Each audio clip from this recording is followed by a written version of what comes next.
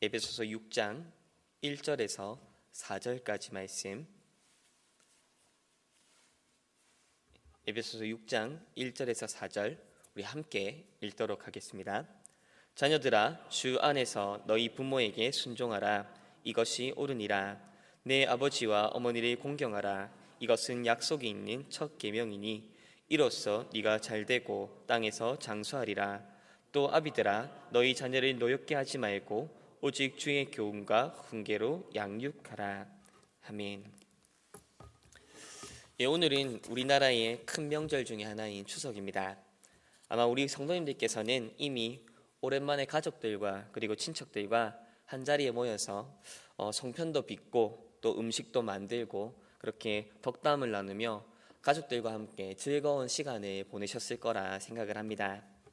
그런데 사실 방금 말씀드렸던 이 추석의 모습은 제가 국민학교 시절에는 참 당연한 모습이었음에도 불구하고 요즘은 이런 모습으로 추석을 지내는 가정들이 그렇게 많지는 않은 것 같습니다.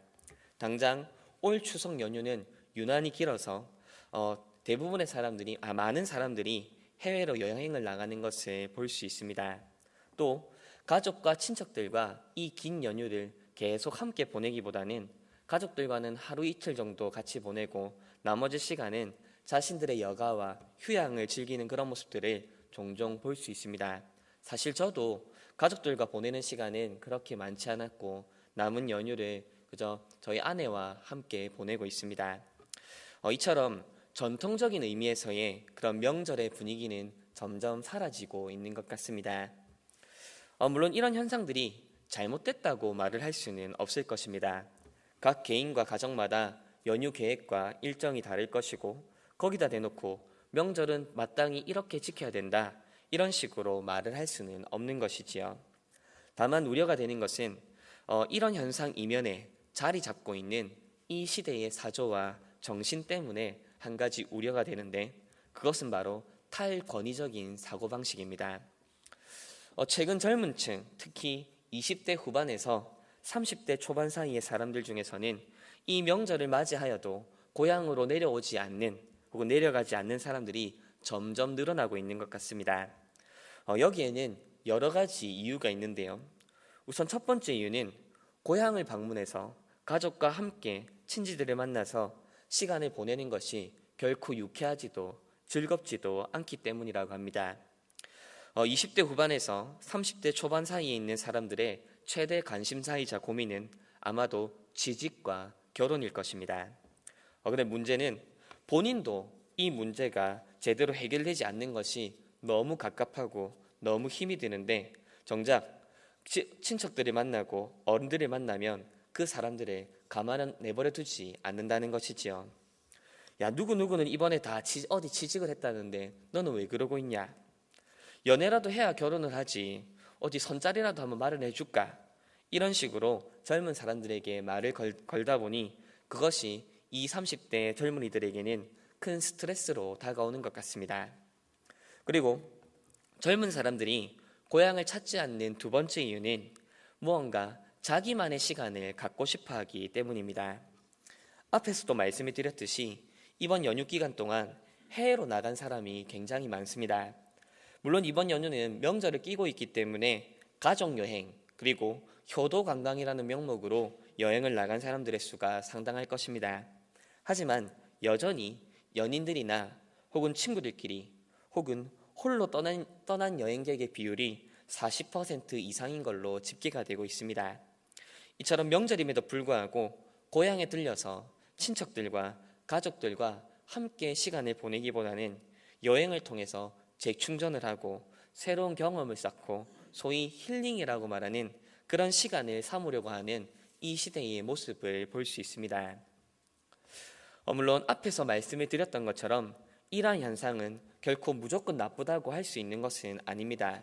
실제로 젊은이들이 가족과 친척 어른들로부터 명절에 받는 이 스트레스가 직장 상사들로부터 받는 스트레스보다 더 크다는 말들도 있습니다.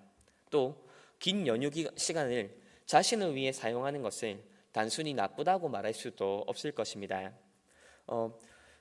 하지만 문제는 이런 현상과 경험들이 개인적으로 그리고 사회적으로 점점 더 축적되어가는 그 과정 속에서 사람들은 점점 이 전통적인 사회 구조 속에서 그 사회 구조가 지니고 있는 그 가치와 그 권위에 대해서 무관심하거나 혹은 가볍게 여기는 그런 세태가 발생할 수 있다는 것입니다.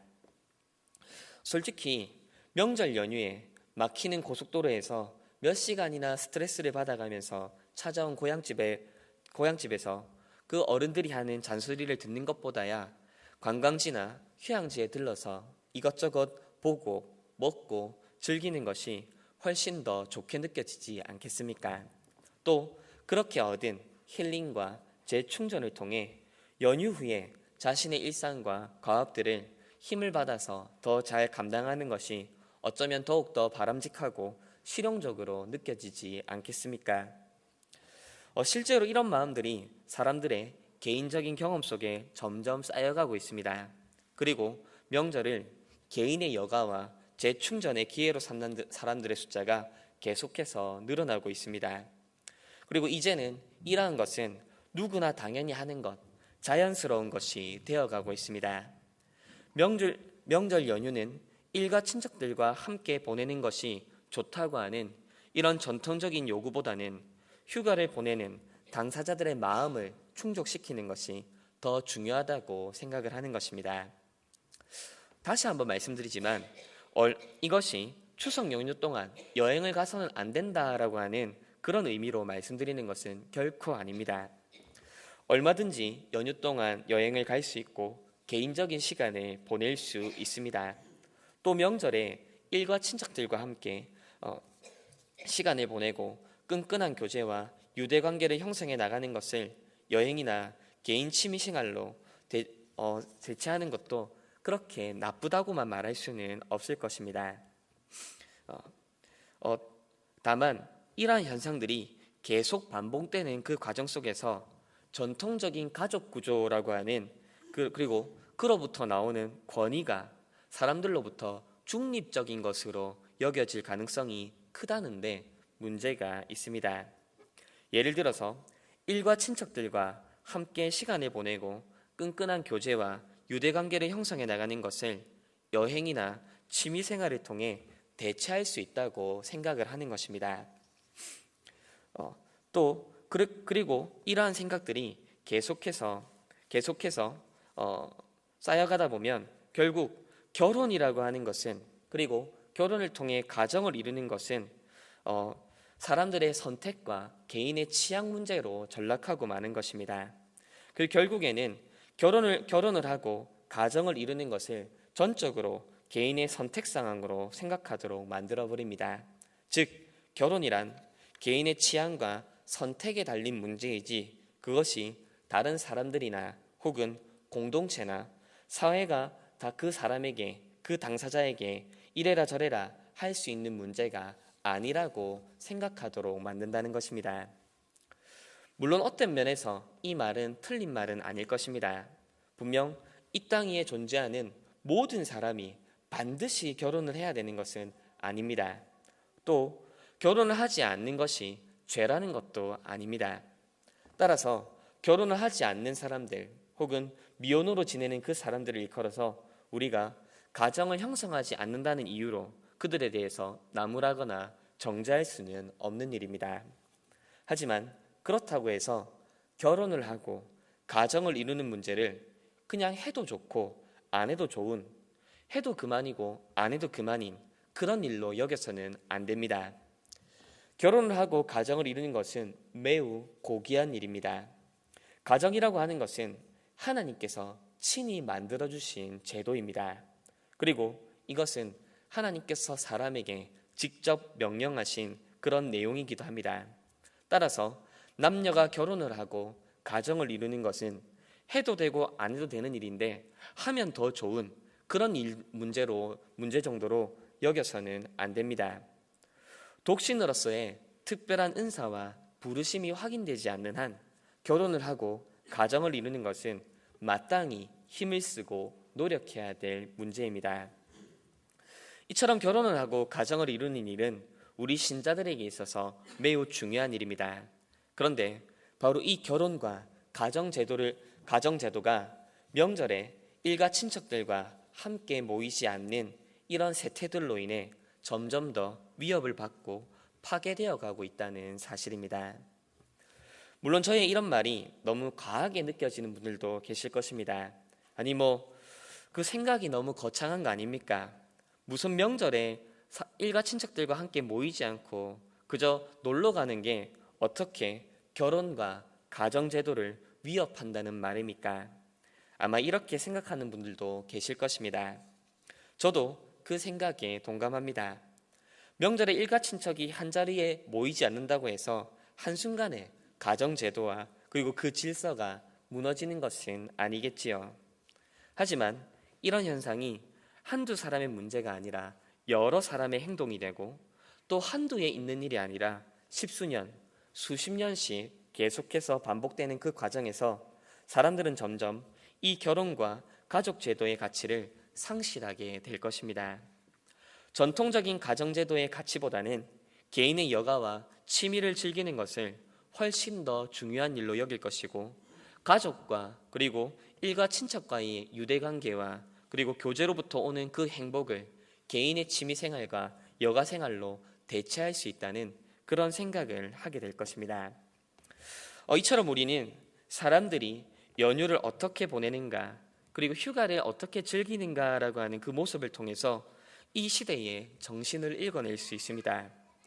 이제 이 시대의 많은 젊은이들은 더 이상 전통적인 결혼과 가정제도를 당연한 것으로 여기지 않습니다. 그렇다면 이러한 시대 속에서 우리 그리스도인들은 어떤 사고를 해야 될까요? 우리는 이러한 세태 속에서 어떻게 반응해야 됩니까? 이에 대해 오늘 본문에서 사도 바울은 우리를 향해 이렇게 말을 합니다. 우선 오늘 본문 1절, 2절 말씀인데요. 같이 한번 읽어보겠습니다. 자녀들아, 주 안에서 너희 부모에게 순종하라.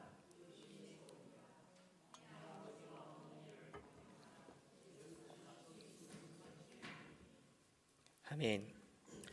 우선 성경은 신자들, 특히 자녀들을 향해 이렇게 말을 합니다. 부모를 공경하고 그들에게 순종하라. 그리고 우리는 이러한 성경의 명령을 따라서 마땅히 부모를 공경하고 부모에게 순종해야 합니다. 그런데 성경의 이러한 요구를 별로 대수롭지 않게 여기는 그런 사람들이 있습니다. 부모를 공경하고 부모의 말에 순종하는 것은 일반 세상의 윤리와 도덕에서도 가르치는 내용 아니냐라고 하는 것이지요. 물론 부모를 공경하고 순종하라는 것은 일반적인 윤리와 도덕에서도 가르치는 내용입니다. 그러나 지금 여기서 부모를 공경하고 부모의 말에 순종하라는 것은 단순한 도덕적인 권면이 아닙니다. 즉 사도 바울이 이 에베소 교회를 향해 그리고 성경이 우리 신자들을 향해 부모를 공경하고 부모에게 순종하라라고 하는 것은 결코 유교에서 가르치는 삼강오륜의 그 가르침과 동일할 수 없다는 것입니다. 그렇다면 여기서 말하는 부모 공경과 순종은 어떤 의미를 지닙니까?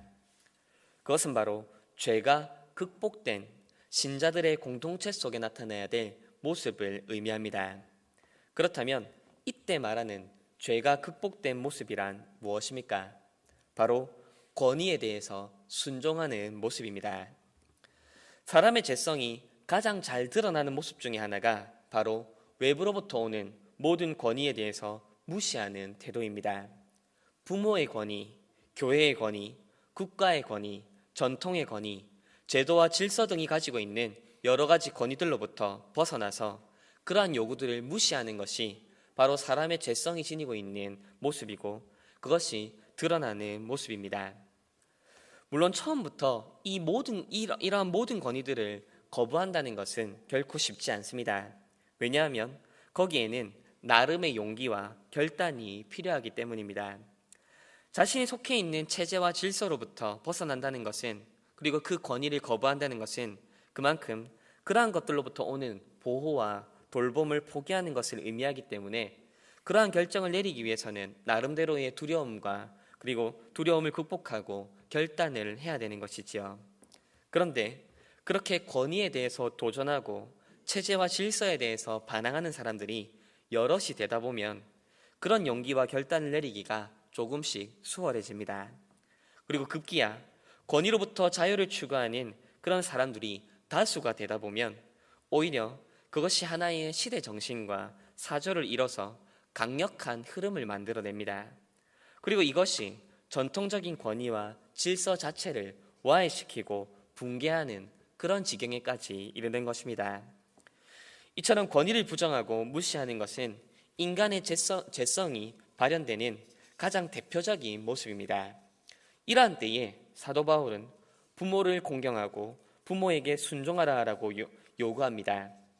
이것은 단순한 윤리적, 도덕적 권면을 넘어 죄의 영향력으로부터 벗어난 신자들의 모습, 곧 교회의 모습으로서 어떻게 살아가야 되는지에 대해 바른 모습을 제시하고 있는 것입니다.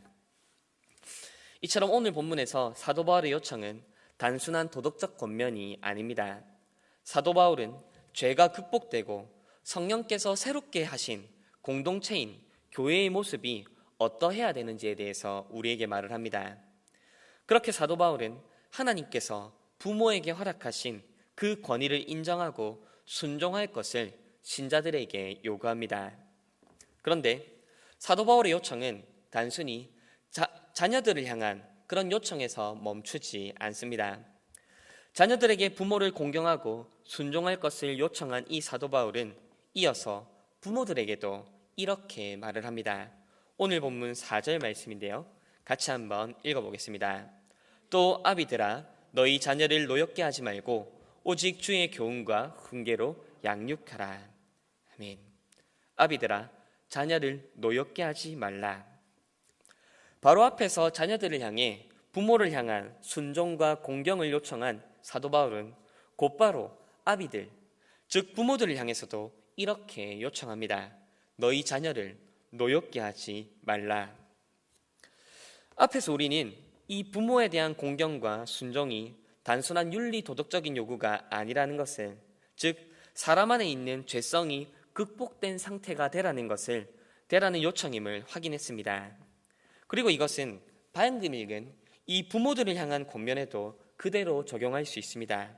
즉 부모들이 자녀들을 노엽게 하지 않는 것, 이건 역시도 바로 사람의 죄성이 드러나는 것을 극복하는 또 다른 형태라는 것입니다.